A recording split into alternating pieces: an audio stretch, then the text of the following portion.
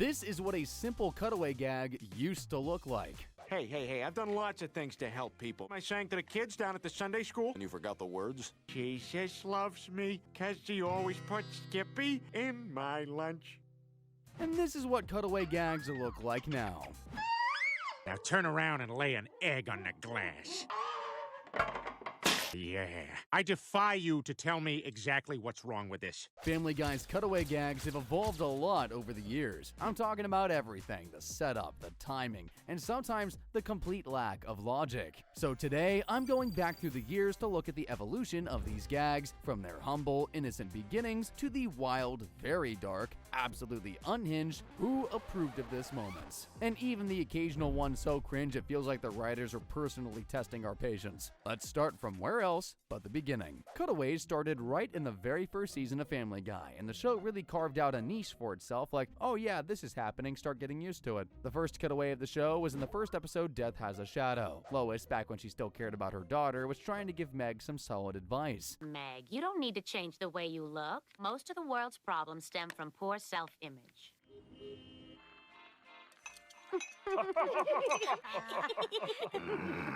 This was just a minute into the episode, by the way, so you can see Seth MacFarlane actually intended to make an identity for Family Guy out of cutaway gags, and he really started so well. The remaining episodes of season 1 had an average of about 9 cutaways per episode. One thing about these early cutaways is that they actually served the plot rather than hijacking the story. Just a good dose of a cutaway to make the episode more funny. Like in the episode, A Hero Sits Next Door. Peter discovered that being a hero was not all fun and games like he thought it would be, and this is what fun and games looked like to him anyway. This isn't what I was expecting. I thought being a hero would be all fun and games. Sorry, Wonder Woman, I got 3 kings. Now let's see your pair.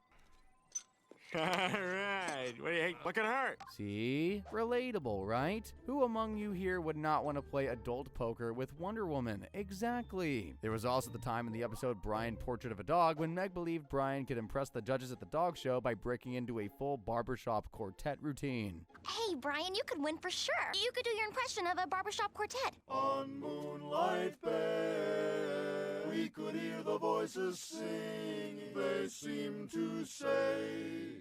That gag actually made perfect sense in context. The cutaway didn't derail the story. Then there was the time Brian got locked up in jail and Peter got the bright idea to ask MacGyver for help. I'm gonna get us the best help there is. Dear MacGyver, a paperclip and a drinking straw. Save my dog.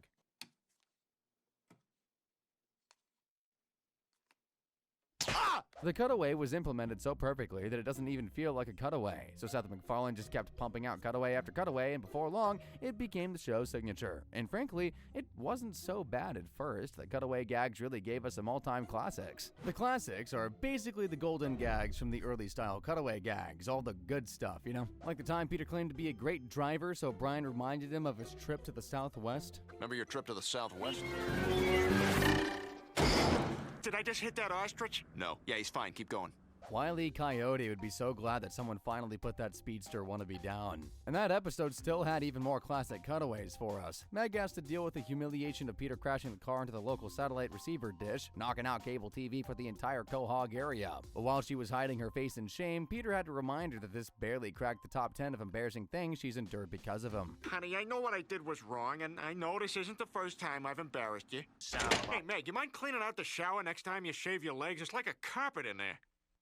Wait a minute, did I just have my own cutaway gag? Man, this stuff is fun. I get it now, I really do. There are many more classic cutaways where that came from, and one thing the Family Guy had was range. Heck, even Willy Wonka had some screen time.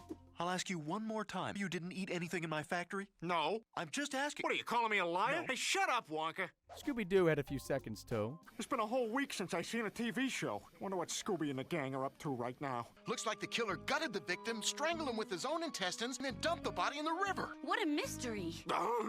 We're dealing with one sick son of a... And there really is no party in Family Guy without Disco Jesus. Okay, everybody, for my next miracle, into funk.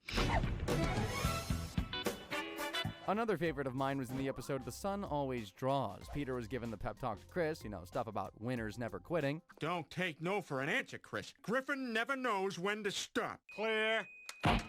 Oh, you saved my life, Doctor. Clear.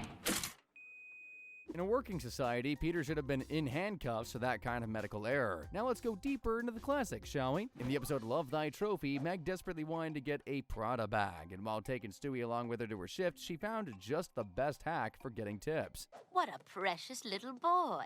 Oh, that's my son. But you're just a baby yourself. Give the little skank a nice tip. $20. Welcome to Flappy's. Why don't you have a seat next to my little baby? Not sure if that story would still move people in this day and age. Meg milked the single mother bit for all it was worth, and each time the story she told just kept getting worse, to the point that Stewie was apparently addicted to crack. Finally, Child Services swooped in. Is Meg Griffin here? No, she's not. Sandy Belfort, Child Services. We're placing this baby in a foster home. For God's sake, feed me! All out of puppy chow? What an awful home for a child. This is a wonderful home. Lois and her husband had no idea Meg was out there doing this, by the way, but they were the grown-ups and now had to go explain to the officers that there was a mix-up. Honestly, Lois should have done the talking, but if she did, we never would have gotten this classic Cutaway Gag set up. The name's Griffin. We're the ones who fed dog food to our crack-addicted baby. Jeez, I never was any good at dealing with the authorities. I know how to handle this. That you were going 50 in a... I'm gonna have to ask you to put your shirt down, sir. If I get the one straight cop in Rhode Island. It's a miracle they actually got their kid back. Another classic was Peter and his experience with freebies. Dad, nobody gives things away for free. I know plenty of people who give things away. I'll take it. Hello, China. I have something you may want, but it's gonna cost you all the tea.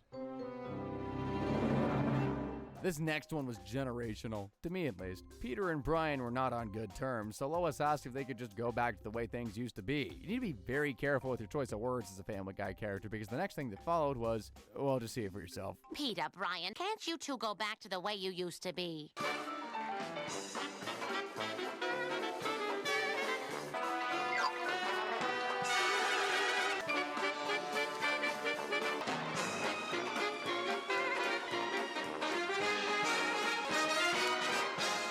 And just like that, we are transported to the early 1900s where everything was in black and white, the music was overly cheerful, and apparently conflicts could be resolved in 22 minutes with a handshake and a wink at the camera. Good times. There was another good old days cutaway involving the duo. This time it was in the episode The Thin White Line. Peter and Brian had another falling out, and this time around Peter missed the days he was Batman and Brian was his Robin. That's a fancy way of saying sidekick. Hey, Brian, how about a little Thai music? That's because Peter's the guy. Do kids these days even get what these classic cutaway gags were even referencing? I think it's fair to say that the best classic cutaways involve Peter. That's true these days as well, but back then it just hit different. Sometimes it's appropriate to swear. The whole truth and nothing but the truth, so help you God. I do, you bastard. Or how about the time he tried to take candy from a baby? A classic quote I've heard some people say is, put enough monkeys in a room with a typewriter and they'll eventually write Shakespeare. Well, Family Guy showed you exactly how that would look. Let's see, a something by any other name. Carnation. No, they did that on last week's Marlowe. What about Daisy? Rose? What about Rose? Did you say Rose? Yeah. Rose by any other name. Yeah, that works. I like that a lot. Okay. Hey, what about Tulip? Moving on. Another set of goated cutaways was seen when Family Guy takes figures of speech a bit too literally, like when Brian tells Lois how conservatives are as stubborn as a mule, and there was just one perfect way to demonstrate that. Nope. Sorry, Kevin Bacon wasn't in Footloose. Of course he was. No, he wasn't. Of course he was. He was the star. Nope. I don't have to look it up. It's common knowledge. Nope. He was on the cover of... Nope. Everyone knows Kevin Bacon was a star of Footloose. No. Well, the cutaways also got funnier in the way they played with logic, like the time Peter forgot how to sit down. They're gaining on us. Oh, we never should have stolen this film. This is even more intense than that time I forgot how to sit down. If there's a leaderboard for the top 10 funniest jokes in Family Guy, this one is not sitting anywhere less than the top 3, if it remembers how to sit, though. This next one is also pretty high up there as well. Yeah, just kind of pull it out. Dogs aren't supposed to eat dental floss out of the garbage. Why do they make it mint-flavored? Another classic cutaway was in the episode Peter Caviar Eater. Peter tried to impress Lois' snobbishly rich relatives by joining them at an auction and going band for band with them, forgetting his tax bracket. We'll start the bidding at $140,000. It would look smashing in Lois's crapper. Crappier. Any woman would love to have that vase adorn her crappier. 140,000. 150. That sounded like Peter. Peter, because he's an idiot, ends up bidding $100 million. And like we all do when we're broke, Peter started going over all his life choices to reflect on what he could have done differently. If only I had something worth that much money. I never should have dropped Mean Joe Green's jersey. Good game, Mean Joe. Want some of my Coke? Hey, kid, catch. Thanks, Mean Joe. What made this extra hilarious was the fact that Family Guy was parodying an actual Coke commercial of Mean Joe, but of course, he wasn't stripping butt naked in that one. This brings me to the next part of the Family Guy cutaway formula, the parodies. It's one thing to just make up random scenarios, but it's a whole different level of comedy when you take something everyone knows and loves and then completely twist it into something that's just off the rails. Family Guy used Cutaways to do as much parodying as they could, specifically to stay hip and seem relevant to varying results. You guys remember the whole Tom Cruise gay scandal that was all the rage back in the early 2000s? Well, Family Guy cashed in on it with one of their most iconic cutaways of all time. And that's more ridiculous than the theory of why Tom Cruise runs in all his movies. Wow, that cameraman has nice, strong arms. You can't catch me, gay thoughts. They figured out early enough that making jokes about what everyone else was already whispering about but nobody had the guts to say on national television will give you a huge headway. And boy, did they cash in on that. So when Tom went to Oprah Winfrey's show and just kept jumping up and down on the couch talking about how he is a man in love, the Family Guy writers saw dollar signs.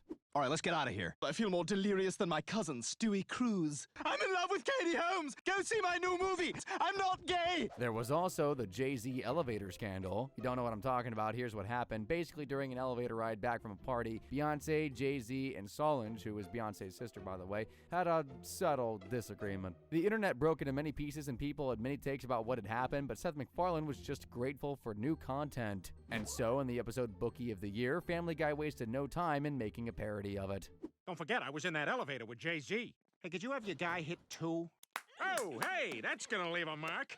So you girls traveling with your dad here? Hey, don't kick him, muddy shoes. He's got a white suit on. I don't know if you guys are really staying here, but you can't get into the pool without a room key. I really wish we had the real audio from that elevator. It would have been generational. But we'll have to just make do with Peter refereeing the fight. Sometimes it's the most random thing, and you just wonder how it even comes to mind, like this next one. We would need to take a trip to the 2006 World Cup final between France and Italy. Everyone remembers that game for one thing and just about one thing alone. Heck, a lot of people have forgotten the winner of that game, but everybody remembers that Zidane headbutt. It was a complete wildfire, and Family Guy was not going to pass up on that opportunity anytime soon. That's gotta hurt worse than getting a birthday telegram from Zinedine Zidane. Bon anniversaire. Basically, if it's popular, Family Guy's gonna parody it. And of course that extends to shows as well. Shows like Game of Thrones, for example. Family Guy made a bunch of parodies of the show, but the one about the Starbucks coffee cup that mistakenly made it on screen is my favorite. But I seriously doubt that I'll be able to pull this off. Anything's possible. Like when that Starbucks cup made it onto Game of Thrones. Hey!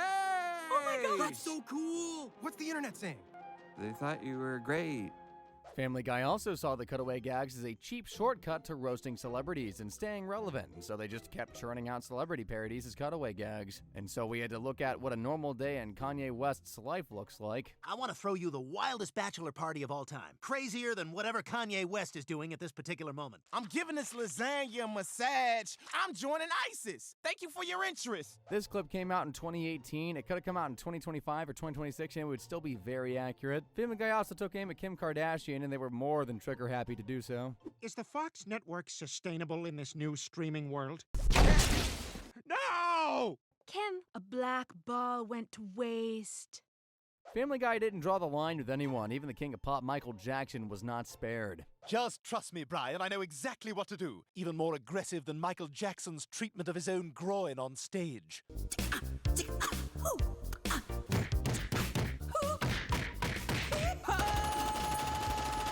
Thank you.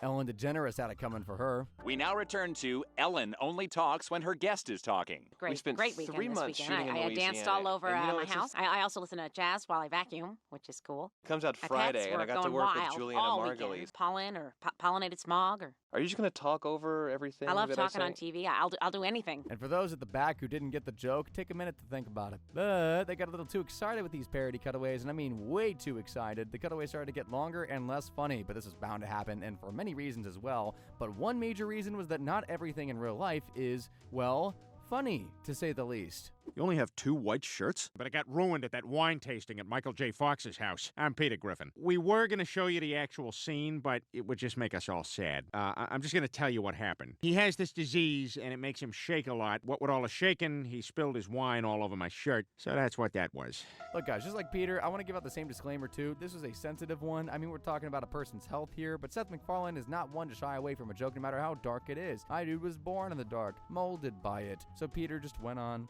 I mean, he was very nice about it. He said, send me the bill. But, I mean, actually, that's not how he said it. You know, we got there. Anyway, I sent him the bill, and he sent me this check, but I don't think I'm going to be able to cash this. You'd think Tracy Paulin would be in charge of the checkbook, you know? Because, I mean, what else is she doing right now?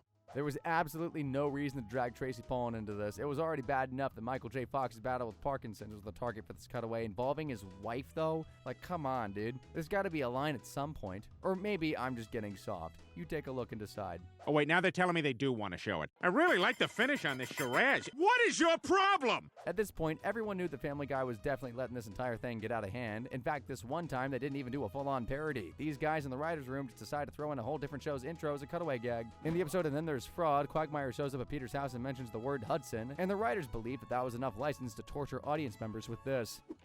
Check out my new Sully Sullenberger hat, because I'm going down on the Hudson. The Hudson brothers? Who are they? We've got a short clip. It's the Hudson Brothers Razzle Dazzle Show. The Hudson Brothers.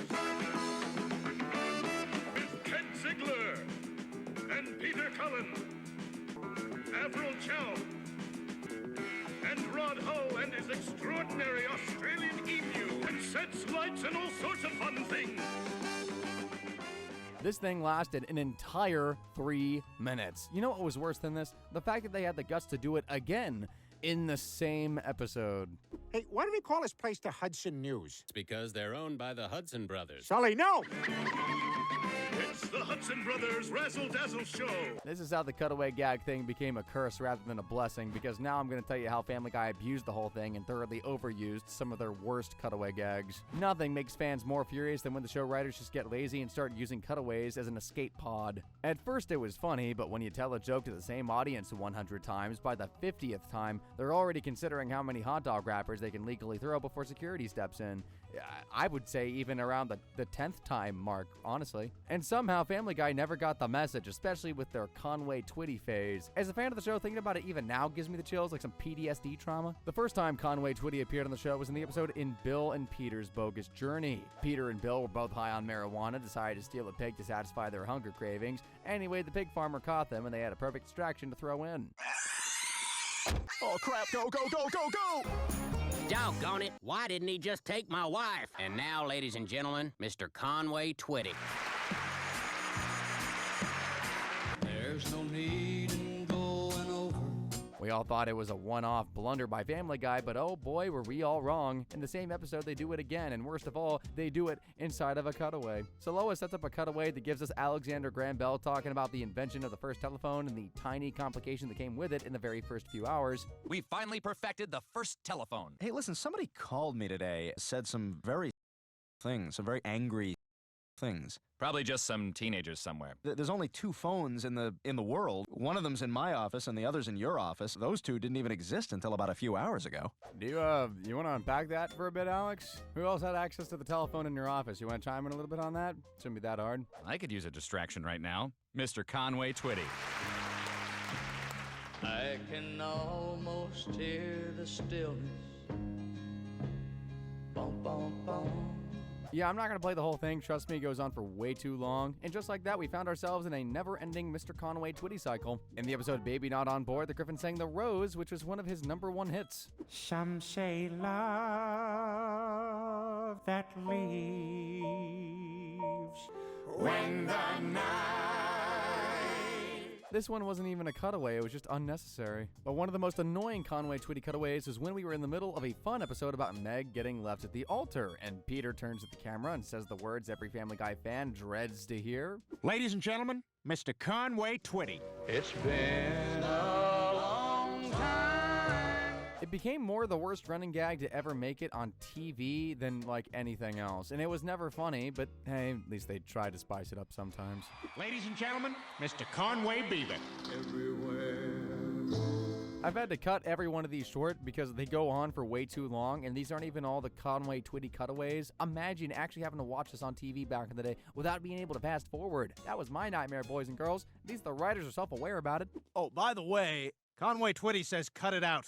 Just write a joke. Conway Twitty had already passed away, so he didn't say that, but his family sure did. Even they were sick of the gag. But Family Guy didn't learn anything from the Conway Twitty phase. They kept finding more and more ways to overdo the whole cutaway thing, like in the episode The L Word. You start wondering how much Skyrizzy paid them for screen time because every few minutes they just popped up from nowhere. I don't even have to hide my moderate to severe plaque psoriasis. Well, I did before Skyrizzy. Skyrizzy may cause general douchery. Thanks, Skyrizzy. Now my elbows are ugly for the same reason as everybody else. That was just the beginning. Any opportunity they got, they were either referencing the dang thing or cutting away to frackin' Skyrizzy. Yeah, I don't think we're a match. Like William Wallace and the guy who wouldn't wear face paint. They will never take our... Where's your face paint? I have the plaque psoriasis, or at least I did before Skyrizzy. Now this is freedom. The only freedom we want is freedom from you, frickers. Now you'd think these gags were actually helping the show with how they shoved it up our faces, but no, in fact it was the complete opposite. There are enough facts to prove it. The L Word, after the whole annoying Skyrizzy gag, dragged in a disappointing 6.5 rating on IMDb. That's not a pass mark in my books or anyone else's. It means the episode was bad. Which brings me to my next point. How often do bad cutaway gags drag down an episode's rating? Seasons 1 to 3, which everyone hails as the golden years of Family Guy, had a combined total of 316 cutaways. But seasons 10, 11, and 12 had a combined total of 615 cutaways. Yet, despite doubling the cutaways, the episodes were just back-to-back stinkers, with season 12 being the worst of all, especially compared to the first 3 seasons. So there was definitely something wrong, and I think there was certainly a cutaway problem at the very least. You can just tell an episode's gonna be a stinker by the quality of its cutaways, like the season 8 episode Spies Reminiscent of Us, when Stewie gets knocked out and tries to set up a cutaway. I haven't been this since I don't really know what I'm supposed to be doing. Oh, there's track star Wilma Rudolph. Obviously, she had something to do with the gag, but I didn't hear the setup, so I don't the context. Hey, I wonder what Peter's up to. Points for creativity, I guess, but that cutaway was just as boring as the rest of the episode. Big surprise, that episode ended up with a 6.7. This is what fans have to suffer through sometimes, doing a cutaway just for the sake of a cutaway. When we got the classic cutaways, you just knew the episodes were going to be bangers as well. Now we have cutaways of Peter basically doing nothing. This Justin phase of dads is kind of weird. Not as weird as his karaoke phase. Peter, did you throw up in the sink? Peter!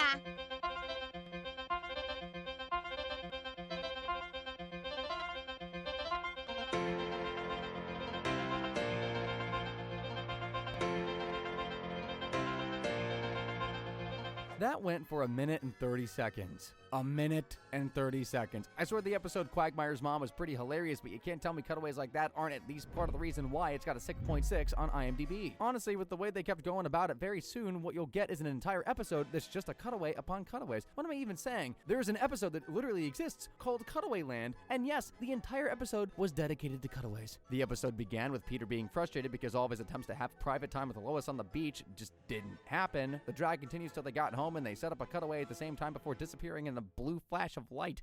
Turn that music off and get the kitchen out of the living room. What do we gotta do to get some time to ourselves? You guys are more frustrating than trying to sell men's suits in Australia. What's happening? The iPad! Thank God. Somehow they had gotten themselves stuck in a place called Cutaway Land. It continued all throughout the episode that anytime they tried to have a cutaway, it would immediately trigger another one, creating an endless cascade of random, unconnected scenes. I want to do one spin class where the instructor is just 2 giant Swedish legs. Congratulations! The other 20% is super loud 5-year-old Coldplay songs. The episodes just went on with them bouncing from one absurd scenario to the next. Some were kind of funny, I guess. Most of them were just some of the worst cutaway slop ever put on the screen. Like when Peter wanted to go to a pancake ER. What the hell even is that? It was a bad flip. Folded over on himself, so he's still wet on the other side. Damn it! All right, get him in a room and give him 20 cc's of log cabin negative. Just before that masterpiece, we got this one. This is wonderful, too. Actually, Lois, it's a fart air balloon. So what do you think of Santa Fe? I'd rather be in the pancake ER. Oh my frick, who thought that was funny? I need their name on my desk tonight. No shocker, this mess of an episode landed itself a 6.3 on IMDb ratings. Then there's the fact that an episode that had 0 cutaways whatsoever happens to be a fan favorite and highly rated. I'm talking about the episode, Brian and Stewie. But the truth is, you're my only friend, Brian. If I didn't have you, I'd be lost. I don't really care for anybody else, just you. Well, thanks. I like you a lot. I guess you could say I really like you. I would even dare to go a little further, perhaps. I care a great deal about you. A very great deal. Maybe even deeper than that. It was just straight 20 minutes of Brian and Stewie trapped in a bank vault. No cutaways whatsoever. It's just a real heart-to-heart talk and other crazy stuff that went down. Like Stewie pointing a gun at Brian and asking him to do the nastiest thing ever. Look, Stewie, come on. You don't know how to use that thing. What if I hold it sideways like a black guy? All right, I don't want any trouble. As long as you eat my poo. That's not happening. Go ahead. There aren't any bullets in that gun. I don't believe you. Then shoot me. I will. Then do it. What are you waiting for? Go on. I will. I'll blow your head off. Yeah, very mixed reviews, honestly, in my opinion, this episode. But it got a 7.8 rating on IMDb. Honestly, that passes a message no matter how many people want to deny it. A whole episode without a cutaway, and surprisingly, nobody died. But hey, maybe a case can be made to defend the writers. Maybe there isn't so much you can do to sustain a show's quality after how many decades it's been on screen. Also, to be fair, it certainly doesn't help when the writers take the cutaways that are supposed to be humorous and tackle some sensitive topics, and you just know there was zero sensitivity on how they went about doing it. These are what we'll call the controversial cutaways, and as you already know, Family Guy, controversies like their fucking middle name, they couldn't care less if it had to do with life or death, religion, political opinion. Everything is free material for the writers to do whatever they want with it. You damn fool! You're more useless than Aquaman! Help! Somebody help! Nobody can hear you out here. Aquaman, help! Hey, let her go! Or what? I don't know, man, but you're lucky you're not doing that over here, or I would stop you. For God's sakes, help! I think it's fair to say that a lot of people probably had mixed feelings about this one. Do something! If you don't like starfish, you're gonna be mad about what I just did. You're in for it now, buddy. I got like 5 fish coming to help. Help! He's hurting me! Well, maybe you shouldn't have let him on. At this point, to say the least, Family Guy was casually treading very dangerous waters. There's a lot more controversy from where that came from, because if you go back to season 12's He's Black, Cleveland returns to Family Guy after his show was canceled and found his house to be in shambles. Peter came up and explained that he rented it out as an orphanage. Then we get a very heartbreaking cutaway. For a while, it was an orphanage where the children sang desolate songs. No one wants... Shut up, you bastards! As if that wasn't dark enough, Peter just had to throw his shoes at one of the children. And then there are times you just can't help but wonder how Family Guy kept thinking the nastiest things to do in cutaways, like Peter's bad news delivery service. I got a knack for delivering bad news. I'll let these guys do it. You have AIDS. Yes, you have AIDS. I hate to tell you, boy, that you have AIDS. Or maybe all that unprotected what you hear. You have AIDS. Yes, you have AIDS. Be sure that you see it's not HIV. Full-blown AIDS. I'm sorry, I wish it was something less serious. But it's AIDS. The moment that scene aired, everywhere caught fire. Several AIDS service organizations publicly condemned the show, protesting the insensitivity of the cutaway gag. They straight up demanded an apology from the show. Yeah, don't think they ever got one, but come on, it's not like Family Guy and Sensitive have ever shared the privilege of being in the same sentence before. But the cutaway that had people calling for the head of the writers and filing complaints like it was a holiday postcard was this masterpiece right here. Hey, Dad. Listen, things here aren't working out anymore, and can I come live with you and Janet for a while? I'd love that, but I don't know if now is the best time. I'll see you Friday night. Tell your mother I sent the check. Right about here. Come on, baby, it's my birthday. No. The Parents' TV Council lost their minds with this one, and you can't really blame them. They quickly label this as an example of TV trying to drag religion through the mud, but I don't think Family Guy was ever trying to make religion look glossy and pretty in the first place. The cutaway gag controversy cranked up when it seemed Family Guy predicted a real-life terrorist attack weeks before it happened. This was in the episode Turban Cowboy. Peter picked up skydiving, and the rush of the new sport could only remind him of one other thing. This is awesome! I haven't felt a rush like this since I won that marathon. I'm Bob Costas, here with Boston Marathon winner Peter Griffin. How did you do it? I just got in my car and drove it, and when there was a guy in my way, I killed him. Typical Family Guy cutaway, but when the Boston Marathon bombing massacre happened weeks later, people started weaving up crazy conspiracy theories about the show and its connection to the event. What really went down was that someone had mashed up 2 clips from the episode and made it seem like Peter caused the actual bombing. It looked like something like this. Here with Boston Marathon winner Peter Griffin. How did you do it? Maybe I dialed wrong. Yeah, it really does look implicating when you see it this way. If you also factor in that the Turban Cowboy episode was about Peter befriending a Muslim who turned out to be an actual terrorist, that puts you in a really tight corner. The whole thing got McFarlane so upset that he had to release a public statement, furious at all those who spun the whole conspiracy narrative. But that's what you get when you meddle with just about everything without drawing the lines anywhere. But to be honest, a lot of other problems definitely contributed to Family Guy losing its ratings over the years. Insane cutaways are just a part of it. But anywho, enough of all that. Check out these videos on your screen to see some other insanity I've covered on this channel, and as always guys, thank you very much for watching.